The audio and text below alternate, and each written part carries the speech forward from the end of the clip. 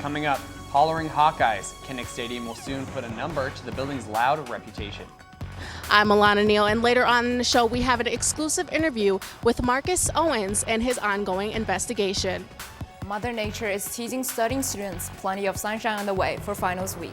Big news released today for Iowa men's golf. Find out more later in sports.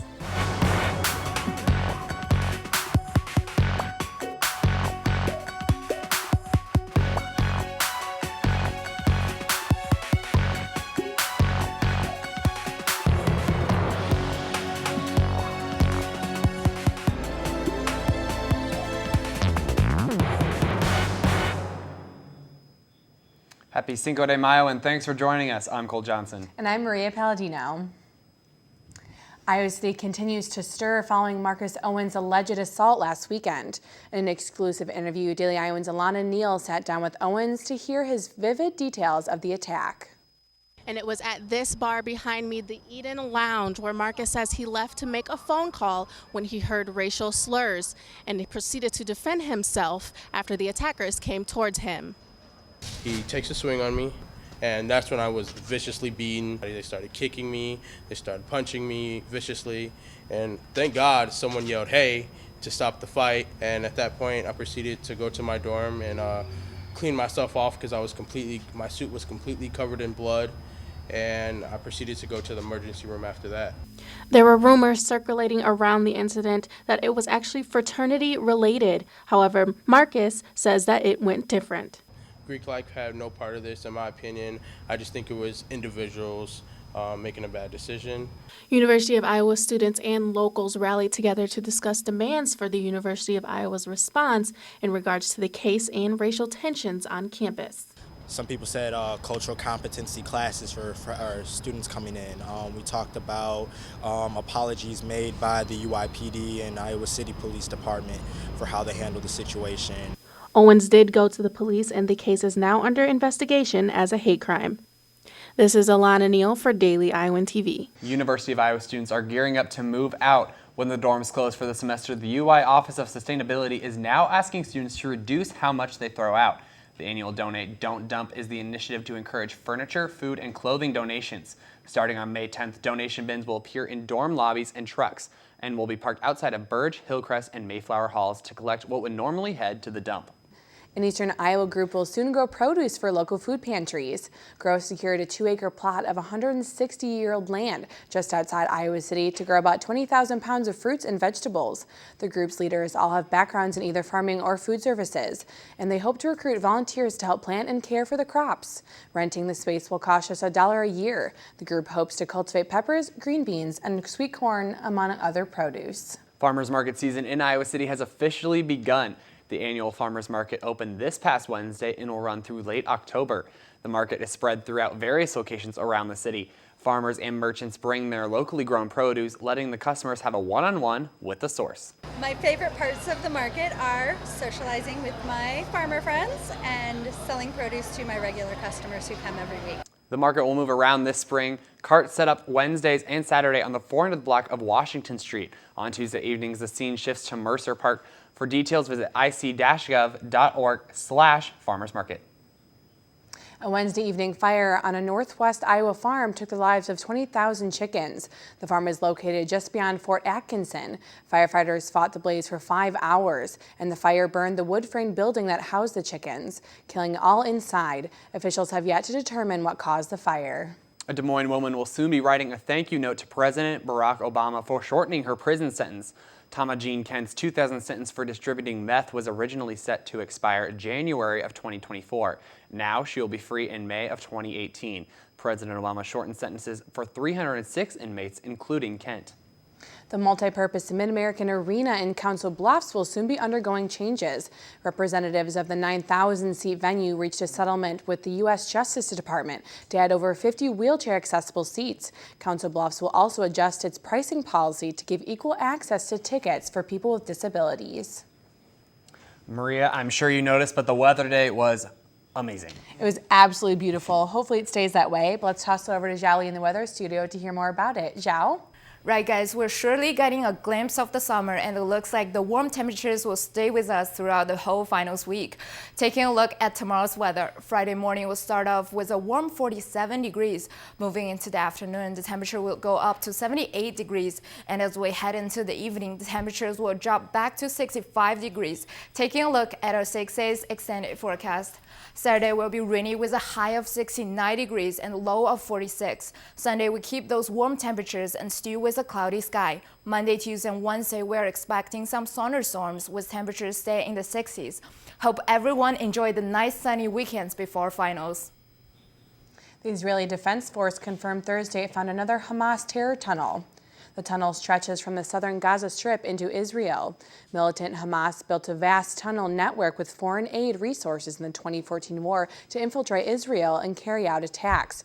During the fighting, Israel found and destroyed over 30 tunnels. This is the second tunnel found since 2014, leading Israeli officials to believe Hamas is rebuilding their network. Israeli officials told CNN in 2014 that each tunnel cost $3 million to build. Firefighters in Alberta, Canada are wielding water to quench a massive wildfire. 3 days after it blew out of control, the fire now covers over 320 square miles. 80,000 people evacuated from the area around Fort McMurray. Unseasonably high temperatures, low humidity, and gusty winds ripened blazing conditions. The area has the third largest oil reserve in the world. So far, the oil sands have not been affected by the fire. Despite the mass exodus, there have been no reported injuries or deaths. UI science professors recently installed equipment that measures seismic vibrations. It will be used to measure all types of earthquakes. Daily Iowan TV's Ryan Scott explores how Hawkeye fans can soon put a number to the Kinnick Stadium environment. This next football season, Kinnick Stadium will feature a new attraction during home games. It's called the seismometer, and this device will be used to measure the excitement of the fans at Kinnick by measuring their seismic activity and see if Hawk fans can really make the ground shake. They're calling them Hawkquakes. Our plan is to take this over to Kinnick Stadium in the fall and record noise from the crowds there during the games and see if the crowds can elicit big responses on the seismometer. If a big crowd can create what we're calling Hawkquakes. The Department of Earth and Environmental Sciences plans to use Hawkquakes to attract students to courses where they can get to use this technology. One goal of this is just general outreach and to sort of advertise some of the really interesting, exciting things that are happening here in the Department of Earth and Environmental Sciences as well as in the college. Equipment and the recordings from it get used in a series of courses, from our introductory courses where students are just learning about earthquakes and they get to see a seismic waveform, the wiggles that it records, all the way up through our upper level courses where students use this technology to learn how to do things like locate earthquakes, estimate earthquake magnitude, and to image interior structure of the earth. So students who are involved in those classes will be involved with installing the setup that we have here in Kinnick Stadium in the fall. Seismometer is able to pick up any kind of vibration from people walking through Kinnick Stadium to fans cheering after a touchdown. Hawkquakes will premiere next football season this coming fall. Reporting from Kinnick Stadium, Ryan Scott, Daily Iowan TV. Well, Maria, I'm not sure if you noticed, but downtown Iowa City had a nice gold carpet laid out for some pretty famous University of Iowa faces. I haven't heard anything about this. That sounds awesome, though. Let's toss it over to Taylor Books to hear more about it. Thanks, Cole Maria. That's right. Wednesday evening, the University of Iowa Athletics rolled out the golden carpet for the first ever Golden Herky Awards, The University of Iowa Department of Athletics recognized academic and athletic accomplishments of its student athletes at the inaugural Golden Herkies on Wednesday at Englert Theater in downtown Iowa City.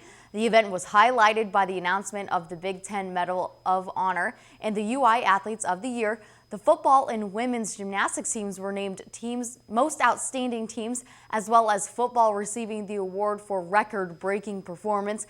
But individual athletes were also honored, including outstanding newcomer Nicholas Bear and best play to Marshall Kane for his 57-yard field goal to win the game against Pittsburgh.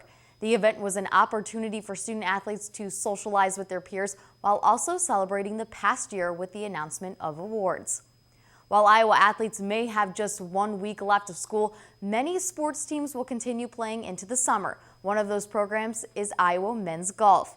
The University of Iowa men's golf team received some exciting news this Thursday morning as they've been selected to attend the 2016 NCAA Regional in Albuquerque, New Mexico. This marks the 8th year in a row that the Hawkeyes have qualified for regionals, and this year the team is in the number 10 seed in Albuquerque.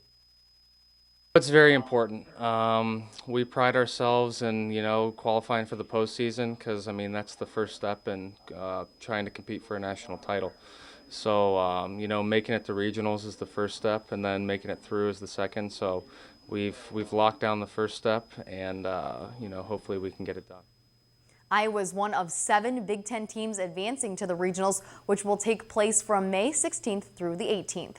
Another Iowa team who will play into the summer season is the Iowa baseball team. It was less than a year ago that Iowa baseball's very own Tyler Payton turned down the MLB first-year player draft and returned to Iowa for his final season as a Hawkeye. The Grimes, Iowa native was selected in the 33rd round by the Cincinnati Reds. Inspired by Iowa baseball's loss to Kansas State last Friday evening, Daily Iowan baseball reporter Jordan Maloney puts a Hawkeye spin on the 1888 Ernest Thayer original poem, Casey at the Bat. The outlook wasn't brilliant for the Banksfield 9 that day. The score stood 3-2 with 1 inning left to play, and when Jablinski struck out first and Klenovich did the same, a pall-like silence fell upon the patrons at the game, for there seemed but little chance of Peyton getting in at all, but Farley let a single drive to the wonderment of them all. Woods came in to run for Luke, and that is when it happened. A wild pitch, and the runner leapt, sliding into second. It pounded up the mountain and recoiled up the flat, for Peyton, mighty Peyton, was advancing to the bat. There was ease in Peyton's manner as he stepped into his place. There was pride in Peyton's bearing, and a smile lit Peyton's face. And when responding to the cheers, he lightly doffed his hat. No stranger in the crowd could doubt 'twas Peyton at the bat. The sturdy batsman stood close by as the ball quickly sped. That ain't my style, said Peyton. Strike 1, the umpire said. He signaled to the pitcher, and once more the dun sphere flew. But Peyton still ignored it, and the umpire said, strike 2. They saw his face grow stern and cold. They saw his muscles strain. And they knew that Peyton wouldn't let the ball go by again. The sneer had fled from Peyton's lips. His teeth were clenched in hate. He pounded with cruel violence his bat upon the plate. And now the pitcher holds the ball, and now he lets it rip. And now the air is shattered by the force of Peyton's foul tip. Oh, somewhere in this favored land, the sun is shining bright. The band is playing somewhere, and somewhere hearts are light. And somewhere men are laughing, and little children shout, but there is no joy in Banks Field. Mighty Peyton had fouled out. Tyler Payton is Iowa's first player named All-American by 2 outlets since 1990. Payton has contributed 29 runs for the Hawkeyes this season and has been their Friday night pitcher for the majority of the year. We will keep you updated on the progress of the baseball team as they are in Ohio State this weekend, then finish out their regular season with 2 more Big Ten series before they find out if they will qualify for the Big Ten tournament. But for now, that is all we have in sports. Cole, Maria, back to you. To mark Israel's Holocaust Remembrance Day Thursday, thousands flocked to southern Poland for the 27th March of the Living. 150 Holocaust survivors led roughly 10,000 people from the barracks at the Auschwitz death camp to nearby Birkenau. The majority of the 1.1 million victims at the 2 camps were killed in Birkenau's gas chambers. People from 42 countries came to this Thursday's event that also included reading aloud names of some of the victims. A book of names is available right now at the UI's Shulman Hillel House on 122 Market Street for people in Iowa City moved to participate in the remembrance. Well, thank you for joining us for Daily Iowan TV. Stay current on all the latest campus news by visiting dailyiowan.com. For Daily Iowan TV, I'm Maria Palladino. And I'm Cole Johnson. Have fun this weekend, Iowa City. Can't pick up a copy of the Daily Iowan? Are you worried about how you're going to find out about the latest news in Iowa City and the University of Iowa? Well, look no further. You can download the Daily Iowan mobile app on your iPhone for the area's best news coverage. And you can also read and watch us on your iPad. You can always find current and past Daily Iowan stories at dailyiowan.com. The Daily Iowan is now on TV, online, and in your pocket. If it happens, it's news to us.